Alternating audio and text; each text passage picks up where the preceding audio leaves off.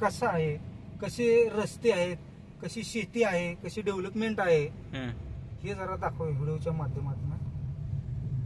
तर बघा मित्रांनो, आम्ही आज आलेलो आहोत बारामती जिल्ह्यामध्ये. बारामती तालुक्यातील रस्ते खराब असू द्या, पण शेती बघा, शेती किती पदशीर आहे.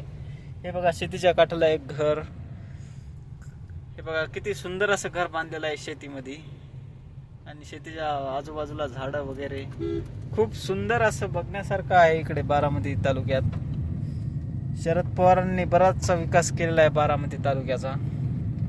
इथले शेतकरी खऱ्या अर्थानं समृद्ध आहेत म्हणायला हरकत नाही. एक इंच सुद्धा कुठं पडीक वावर दिसत नाही. द्राक्षाची बाग असेल, डाळिंबाची असेल, बोर असलेली मका आहे, पेरू आहेत, जरशा गायी आहेत, मोठमोठे बंगले आहेत, ट्रॅक्टर आहेत, सर्व काही आहे. का तर इथं पाणी आहे, पाणी पण आहे, आणि इथले लोक पण खूप कष्टाळू आहेत. बागा करण्या काही जोक नाही. एक एक काडी बघा कशी एक एक काडी सपोर्टिंगला लावलेली आहे. आणि शेतामध्ये घरं असल्यामुळे इथल्या लोकांना थोडं शेतीबद्दल प्रेम आणखीन वाढते इथे. नाहीतर आमच्या मराठवाड्यामध्ये गावामध्ये घरं असतात आणि लोक महिना शेताकडे जात नाहीत. मित्रांनो, मी सुद्धा एक शेतकरीच आहे. मलाही मनापासून शेतीची आवड आहे, जनावरांची आवड आहे, सगळ्याची आवड आहे. पण नाविलाजाने काही कारणामुळे, काही आर्थिक परिस्थितीमुळे पुण्यात जग गाव मारत सोडून स्वतः शेतकरी असून सुद्धा दुसरीकडे काम करावं लागतंय रोजानं. ही अशी आमच्या इकडली परिस्थिती आहे. परिस्थिती खूप बेकार आहे मित्रांनो. तरी पण बघा किती किती सुंदर आहे, किती सुंदर असा कंपाऊंड केलेला आहे. कंपाऊंड, या घरासाठी कंपाऊंड केलेलं आहे. इंच सुद्धा जागा मोकळी नाही. आमच्या इकडे जर बघितलं मित्रांनो, जिथवर तुमची नजर जाते तिथवर नुसतं मारा, नुसती कुसळ दिसते.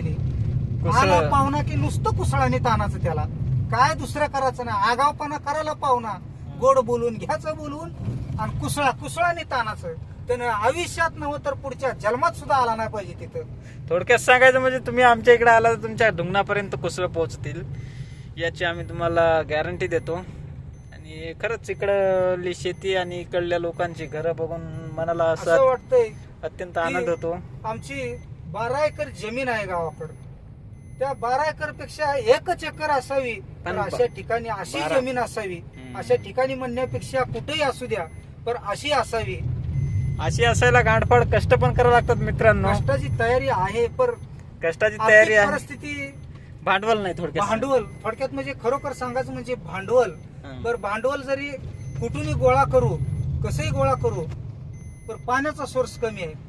500-500 फूट बोर घेतात आमच्या इकडं. 500-700 फूट बोर घेतात, पण पाणी लागत नाही. काय करायचं, पाण्याचा सोर्सच नाही आमच्याकडे. थोडक्यात सांगायचं म्हणजे आता शेतीमध्ये काय मुतायचं का, अजित दादाच्या भाषेत सांगायचं म्हणजे.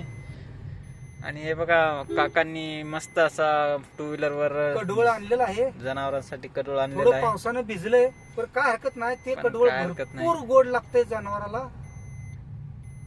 खूप खूप सुंदर आहे बारामती. हे बघा, घर किती सुंदर आहे शेतामध्ये. बारामती तालुक्यामध्ये आल्यावर तुम्हाला ते बघा किती सुंदर दिसते. किती मेहनत घेतात, कोरपणे नियोजन केलेलं आहे. खरंच बारामती तालुक्यातील शेतकऱ्यांचं जितकं कौतुक करा तितकं कमी आहे. बरं, इथले लोक मेहनती आहेत. कष्ट तर सगळेच करत असतात, पण आमच्या इकडं दिसून येत नाही कष्ट केलेलं. का तर आम्हाला पाण्याचा सोर्स नाही. काय नाही का सांगू तुम्ही, पाणी कमी पडतं. पाणी पिणे काय नाही. आमच्या इकडले शेतकरी महिना शेताकडे जात नाहीत, त्यामुळं त्यांची तशी दुर्दशा आहे. गवशीचे गांड म्हणजे नुसतं विम्याच्या मागं आणि त्याच्या मागं पडतात. सरकारने विमा काही देऊ नये.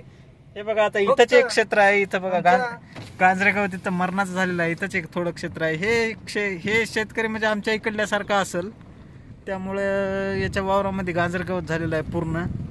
मेहनत घेतल्याशिवाय काहीच नाही मित्रांनो.